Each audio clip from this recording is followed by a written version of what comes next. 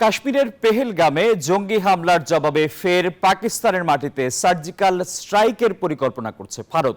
এরই মধ্যে পাকিস্তানিদের ভিসা বাতিল এবং 5 পদক্ষেপে ইসলামাবাদকে কড়া বার্তা দিয়েছে দিল্লি। ক্ষেপণাস্ত্র পরীক্ষার ঘোষণা দিয়েছে পাকিস্তানও নিচ্ছে দিল্লির বিরুদ্ধে পাল্টা পদক্ষেপ।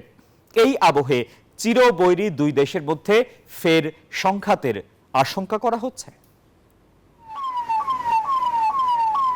কাশ্মীরে অস্ত্রধারীদের হামলার ঘটনায় আবারও উত্তপ্ত পাকিস্তান ভারতের রাজনীতি।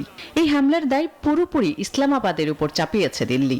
যদিও ইসলামাবাদ সাফ জানিয়েছে পেহেলগামের হামলায় পাকিস্তানের কোনো যোগসাজশ নেই। তারপরও পাল্টা হামলা নিতে মরিয়া দিল্লি। একটি স্থল সীমান্ত বন্ধ সহ পাকিস্তানের সঙ্গে সিন্ধু পানি চুক্তি স্থগিত করেছে ভারত, দিচ্ছে নানা হুঁশিয়ারিও। আমি স্পষ্ট করে বলছি, যারা এই সন্ত্রাসী হামলার সাথে জড়িত ছিল এবং যারা এই হামলার ষড়যন্ত্র করেছিল তাদের অবশ্যই শাস্তি দেওয়া হবে, আর তাদের এমন শাস্তি দেওয়া হবে যা কল্পনার বাইরে। তবে কাশ্মীরের হামলাকে ভারতের সাজানো নাটক বলছে পাকিস্তান। আমেরিকা কা ভাইস প্রেসিডেন্ট এটি একটি সুপরিকল্পিত চক্রান্ত। এটি কাশ্মীরের স্বাধীনতা আন্দোলনকে কলঙ্কিত করার একটি ষড়যন্ত্র।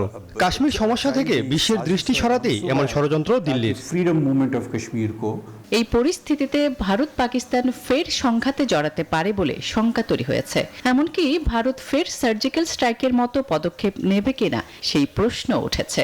যদি তাই হয়, ছেড়ে কথা বলবে না পাকিস্তানও। কেননা তথ্য বলছে গত কয়েক বছরে ভারত পাকিস্তান তাদের পরমাণু অস্ত্রের প্রতিযোগিতা কয়েক গুণ বৃদ্ধি করেছে।